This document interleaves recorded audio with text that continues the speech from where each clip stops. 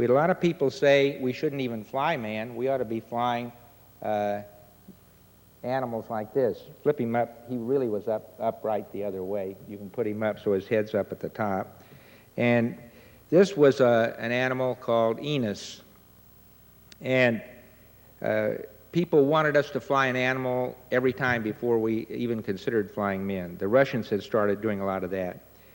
Back in 1960, President Eisenhower's scientific advisors had said there's going to be a difficult decision soon as to when or whether manned flight should be launched due to the very high probability that it's going to be unsuccessful. So there was real concern about whether we ought to do that. But then in November of '61, a new president had just been inaugurated, and we had suddenly, we flew this animal. We flew him for 2 orbits of his Schedule 3 because it began to tumble. We thought we'd done great things, and suddenly, though, on the electrocardiogram we were getting from space, I saw extra beats being thrown in all the time. We'd get a run of extra beats, and then another run of extra beats, and we thought, oh my God, we're really, those guys who said all those predictions, somebody is really going to come up and say, this is it. Well, it turned out we had the veterinarian had a catheter too far in, and it was tickling the ventricle every time that the animal moved, particularly when he got a shock on the rear end because he didn't do his task properly.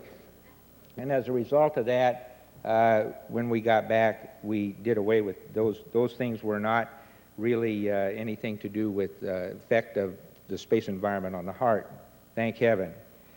Well, we had a problem again with the President's Scientific Advisory Group. Did not want us to fly Al Shepard in '61. We argued for some 2 days, saying that it was all right. His heart rate wouldn't go to 180. He wouldn't go into cardiac failure. And finally, the president really overruled his advisors and said, okay, let's go, which we did, and we were able to fly Al and up through 1963 when we flew Gordo Cooper for the last 34 hours and 20 minutes. And from that, we learned that man could survive. And there were a lot of people who said he wouldn't do it. We learned that there were a lot of vital functions that were normal. You can see them listed on here.